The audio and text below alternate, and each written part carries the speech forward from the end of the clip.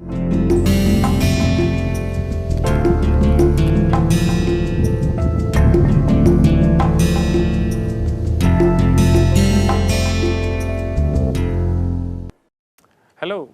welcome to Basics of Finite Element Analysis. Today is the third lecture for the current week, and yesterday we had discussed weak formulation, and we will continue that discussion today as well. So, in the last class we had developed a weak formulation for a particular differential equation, and that weak formulation was 0 equals 0 to L dw over dx ax cj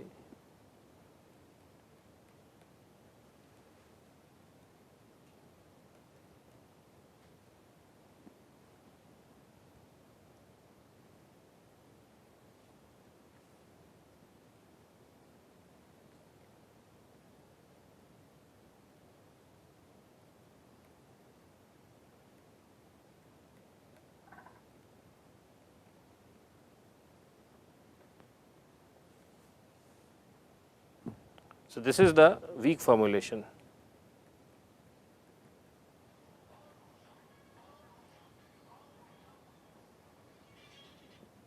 Okay. Now, I wanted to make couple of very important points in context of this weak formulation. First is that, as we have several times earlier discussed, that the requirement because of this weak formulation for differentiability on the dependent variable u, it gets reduced. If it is a fourth order differential equation, if we do it 2 times, I need only a function which is differentiable 2 times. If it is second order, then I need only a linear function which will meet the requirements. So, that is one thing. The second thing is that this, and this is also we had discussed in the last class, was that this boundary term which comes out through the process of integration by parts, it actually helps us satisfy the natural boundary conditions identically. So, in the strong form we would have to choose these shape functions in such a way that they meet natural as well as essential boundary conditions. If I use the weak form, then I have more flexibility in choosing the shape function, and the only thing I have to worry about is that the shape function should satisfy the essential boundary condition. The third thing is, it also helps us classify what kind of boundary conditions are involved. So, we will discuss this in detail. So, let us look at this. So, you have in the boundary condition there is this thing which is the shape function which is in green, and then there is something in red. Okay. So, there are 2 parts. So, the boundary condition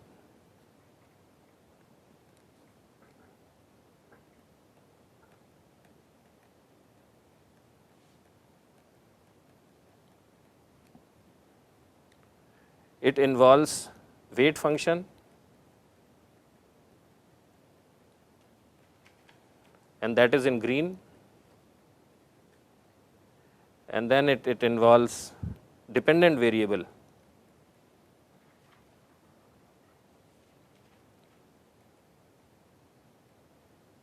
in red. Actually, at this stage I will replace this by u du over dx, okay, which is mathematically the same. Okay. So, it is dependent on it's a function of the dependent variable function. It is not dependent variable itself, but it is a function of dependent variable. So, this is like the coefficient of weight function. There is w, and we can treat ax du over dx as the coefficient of weight function. Coefficient of weight function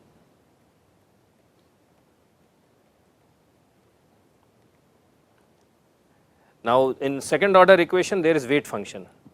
In a fourth order equation we will have to integrate it two times. So, first we will get a weight function and second time when we integrate we will get a derivative of the weight function. Okay. So, if there are weight functions in the boundary terms or there are derivatives of the weight function, then their coefficients, coefficient of weight function and its derivatives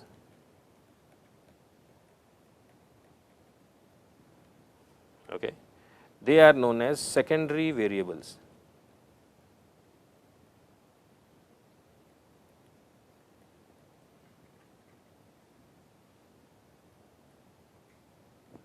SV, secondary variables. And if I, so in this case it is Ax du over dx, okay, that is my secondary variable. And if I specify this, then I say that I have specified the natural boundary condition. Okay. So, this is a logical way to say which one is natural boundary condition and which one is the essential boundary condition. So, this is one. The second thing is, if we express the dependent variable in same form as weight function and its derivatives, then it is called as primary variable.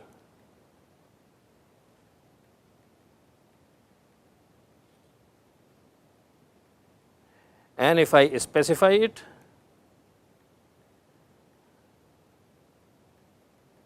I say that I have specified the essential boundary condition. Okay. So, to make things clear, in this boundary term, the weight function appears as W. In the boundary term, weight function appears as W. If I express the dependent variable in this equation, the dependent variable is U. We had mentioned this right in the beginning. So, if I replace W by U in this boundary term, then U is my primary variable, and if I specify it, I say that I have specified the essential boundary condition. In case of a beam, so this is the equation for a bar, right? This equation represents a bar or rope in tension or electrostatic problem and all that. But suppose there was a beam, it will be a fourth order differential equation, and there when we integrate it two times, we will get these things. There will be a weight function and there will be its coefficient. This is what we will get in the first integration, and when we integrate it second time, we will get this, and so this will be the first boundary term.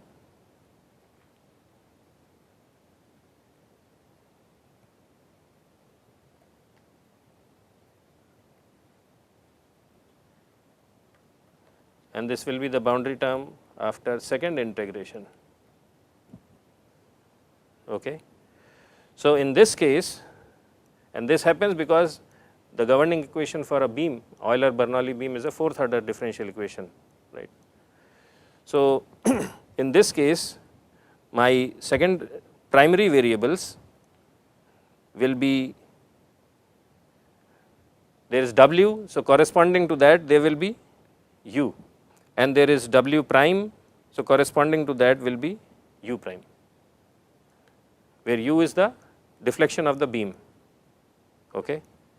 U is the deflection of the beam, and the secondary variables will be EI. So, excuse me, this should have been not W, it should have been U, because U is the unknown we are trying to solve. So, it is EI u prime prime and the whole prime. This is what? It is the shear force. It is the shear force in a beam. This is the formula for the shear force, right? And EI u prime prime, this is my shear force, and this is EI u prime prime is moment, bending moment. Okay. So, my essential boundary conditions are u and u prime, my natural boundary conditions are shear force and bending moment. So, if I have a beam,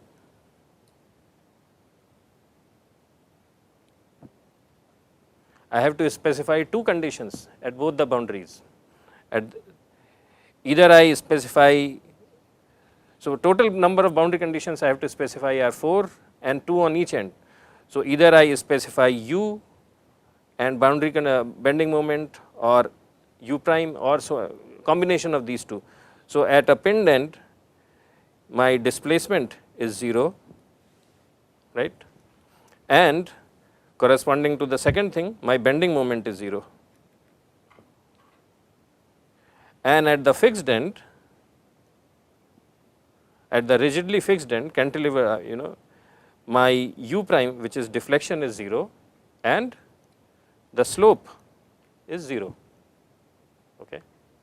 So, all these boundary condition terms, they naturally come out when we do the weak formulation, and you can classify them and separate them, and then by looking at the physics of the problem you can figure out which conditions are known and which are unknown.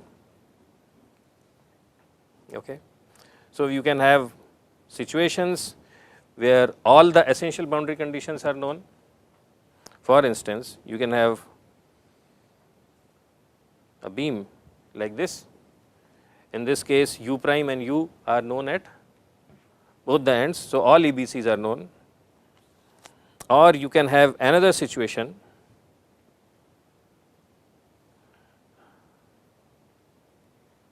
so it is a beam, but I am bending it by applying a moment at both the ends. So, in this case bending moment is known at both ends, and because I am not applying any vertical shear force, so shear force is also known. So, in this case at both ends I know the natural boundary conditions, and in the third case, which may be something like this, I may have a mixture of some essential boundary conditions are known and some natural boundary conditions are known. Okay. So, this is the way we can specify and classify different boundary conditions, and the next point in context of weak formulation we are going to discuss is that how do we make the choice of weight functions, because till so far what we have been saying is that if there are n unknowns corresponding to n Cj's, right, C1, C2, C3, then we will choose n different weight functions, and because of that we will get n different equations and we will solve those to find the values of C's. So, now we will discuss that, at least in context of weak formulation, how do we go around choosing appropriate weight functions. So,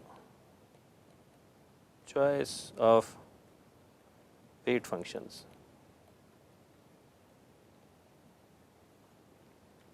Okay. So, in general we choose W such that it vanishes at the boundary if the primary variable is known at the boundary. Okay. What does that mean? Suppose I have a bar and I am pulling it and I am also applying some traction on this. X, at x is equal to 0, u is equal to 0, right. Then when I am making a choice for weight function, I have to ensure that W is 0 at x is equal to 0. Okay. What could be an example of such a weight function? One example could be x, another example could be x square, another example could be sin pi x, and so on and so forth. Okay. So, this is one. Another case, so here I am applying a force. In this case,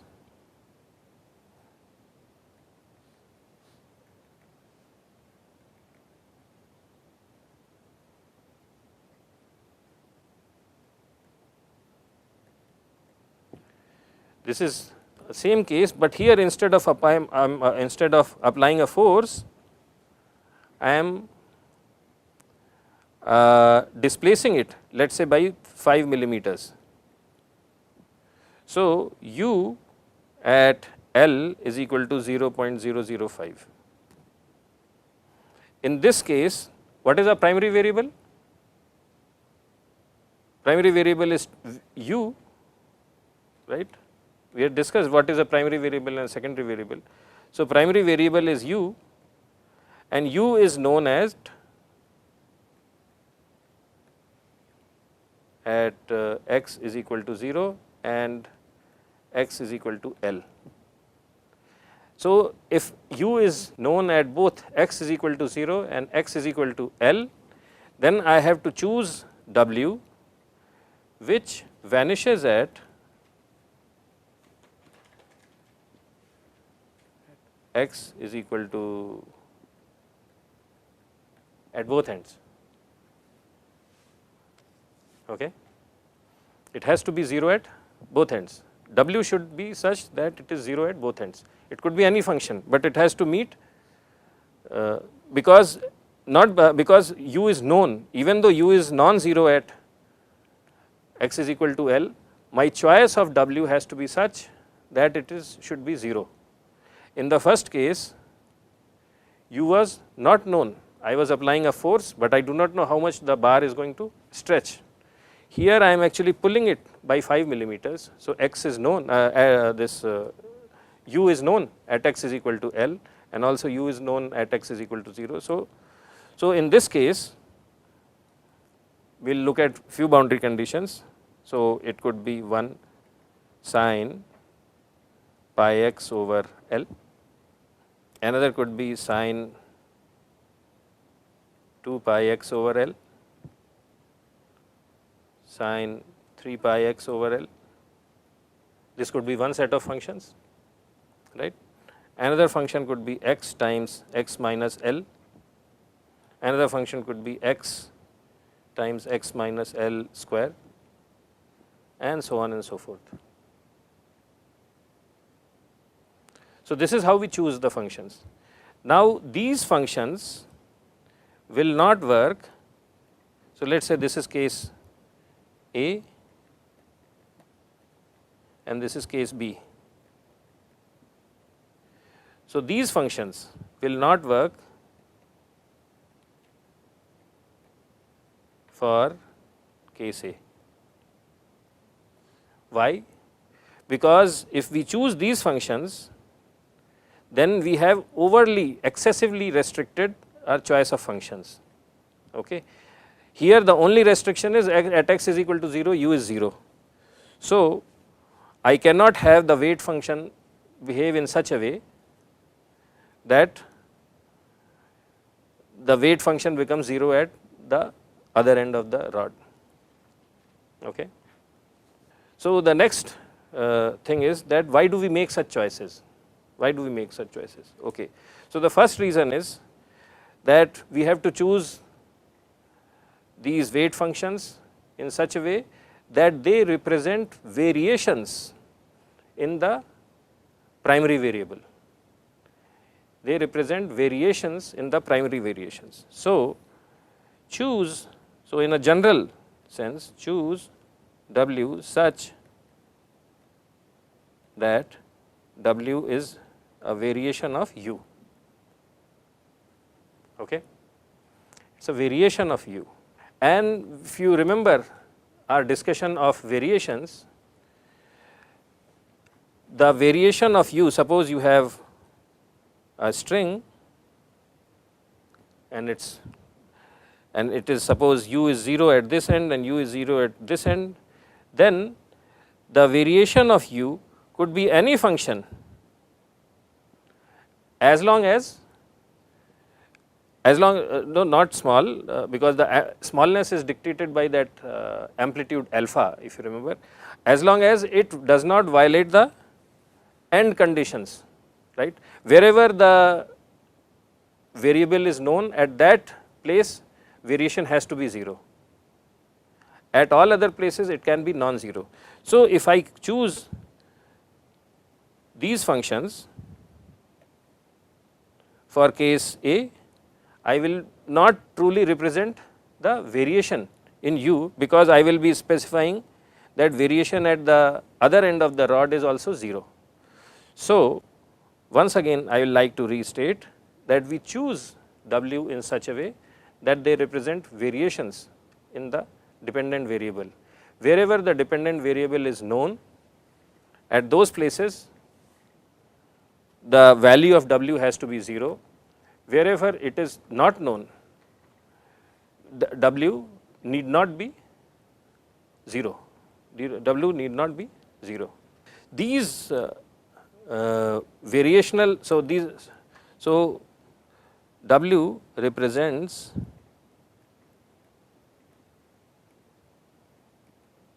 variations or delta u, and in mechanics it is also known as virtual displacement. And maybe in the next lecture we will see why we are doing all this, why we are doing all this. So, if I do this, then my governing equation, so my original governing equation was this weak form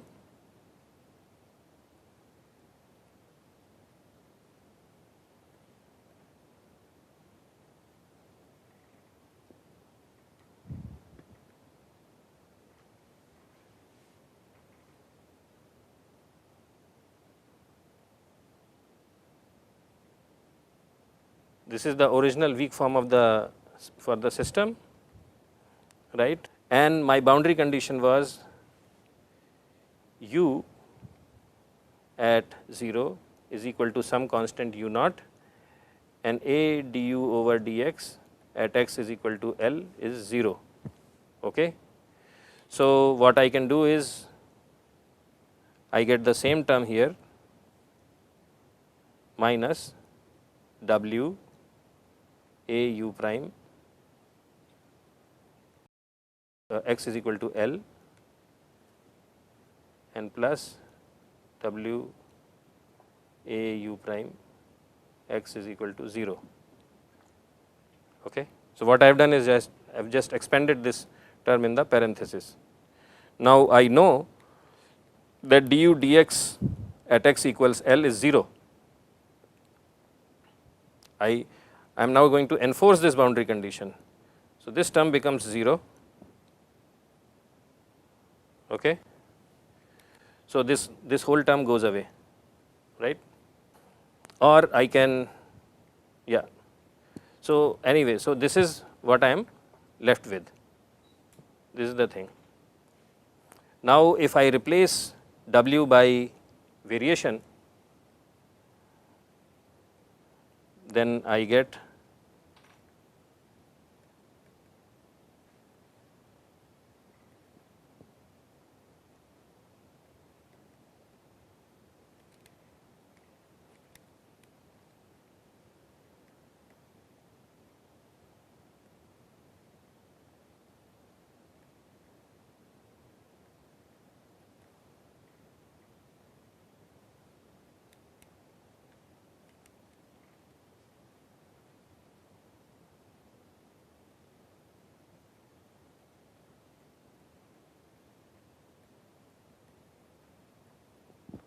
so this is the equation I get, where w is represented by a variation in w.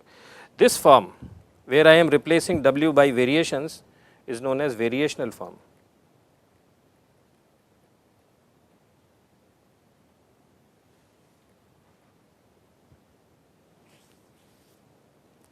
it's variational form. And a lot of times this weak form and variational forms are, lot of times they are interchangeably used, they are used interchangeably. Other point, that if the differential equation is linear and of even order, then we will see that weak form is symmetric and bilinear in U and W. So, if you look at our original equation, this equation is linear in U, we do not have a U square term, right. And what is the order of this differential equation? This is a second order differential equation, right. I have U prime and then it is going to get differentiated one more time. So, it is a second order differential equation. So, it is of even order and also it is a linear equation. And for such equations, when we construct a weak form, this is another form, weak form, or this is another, this is weak form, then you see that you have this term W prime AX U prime, or you have this thing. So, this term is, we had discussed this earlier, it is symmetric. If I replace W by U and U by W, I get the same thing, right. So, this weak form is symmetric and bilinear, okay. It is symmetric and bilinear. The third thing is, so we have said that differential equation is linear and of even order, weak form is symmetric and bilinear. And the next point to make is that because W represents variation in U, it represents variation in U, its nature should be similar as that of U. It should belong to the same space as U, it should belong to the same space as U, okay. And what that means is that when we are choosing different options for picking up W's, we do not have to see when we have made some choices for picking up phi j's, right, which represent U's. We can use same functions to represent W's also. So, that makes our life easier, So, this concludes our discussion on this particular topic, at least in context of weak formulation. Now, in the next class, what we will discuss is three other concepts: linear, bilinear and quadratic functionals. And then we will show that when we are multiplying the error with a weight function and we are integrating it over the domain, and then when we are creating a weak form of this, we are actually minimizing some overall function. And in context of solid mechanics, essentially what we are doing is that we are minimizing the total potential energy of the system, which, and whenever in solid mechanics we minimize some total potential energy, that is the state, that is the condition for its equilibrium. So, that is what we will discuss in the next class. Thank you.